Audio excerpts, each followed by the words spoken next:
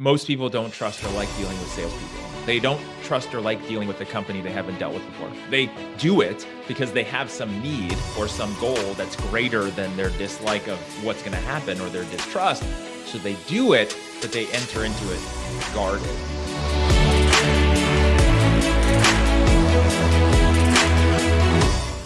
Let's rewind back, right? 1980s, 1990s, me and my sister were throwing sticks at each other, for entertainment, right? We didn't have smartphones. We didn't have Netflix. We didn't have Candy Crush and Instagram. And when the phone rang in the house, that was a super exciting time. And we would trip over each other trying to get to the phone. It's the opposite today, right? That's somebody trying to steal your time, even if it's your son, even if it's your mother, you got better things to do. So the trick is big companies have to act very small. I don't care if you're Liberty Mutual or the General or T-Mobile or Sprint, they have to act super, super, super small. And that means communicating on a one-to-one basis. That means not just pushing messaging, it's asking, hey, Jason, following up about your new iPhone. When can we connect? When's a good time? Then you're going to schedule it. Then you're going to get busy and they're going to have to persist. And that's the hard part.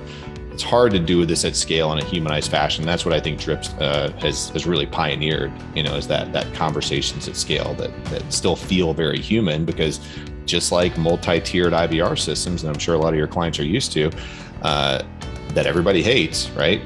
Nobody wants to talk to a chatbot. It's just not, the world is not there yet. So it has to be humanized. Yeah, and I'm that same way, right? When the chatbots, when I know it's an automated chatbot and it's not giving me what I need, I just start getting frustrated. Like when I'm in an IVR and I'm like, customer service, just get me to a human, get me out of this thing.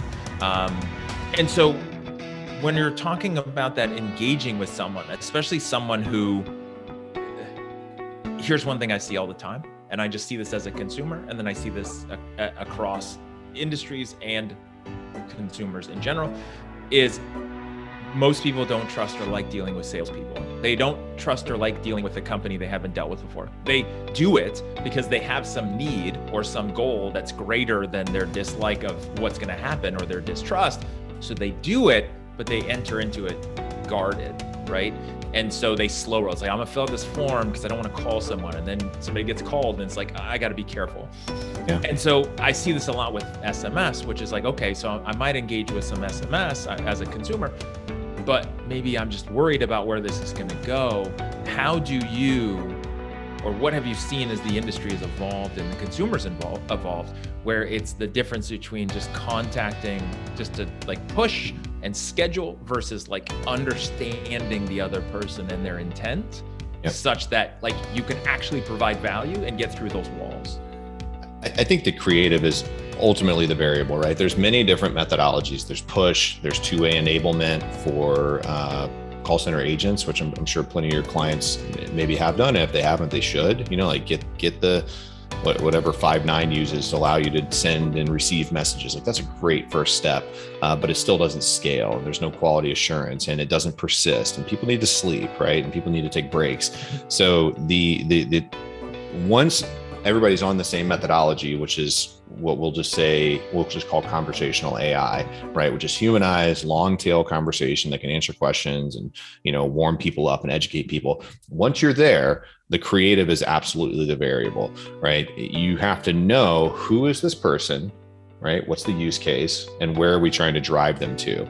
And then it's all about the cadence and the creative. What are you saying? What are you asking? Sometimes it's better to ask a question. Sometimes it's better to make a statement. Sometimes it's better to add an urgency, buy one, get one free type thing. Sometimes it's better to take, 3 weeks to hold the conversation and just lightly remind them. And every industry, every use case is fairly disparate. And a lot of testing needs to go into it. That's kind of the managed technology part of our group, is understanding if it's, if you're trying to remind somebody to pay a bill, like what are the best times to do that? How do you do it? What are you allowed to say? What are you not allowed to say? There's a ton of regulatory stuff, which I'm sure you all are aware of, when you can call somebody, when you can text them, what you can say, third-party disclosure, all these things have to go into consideration.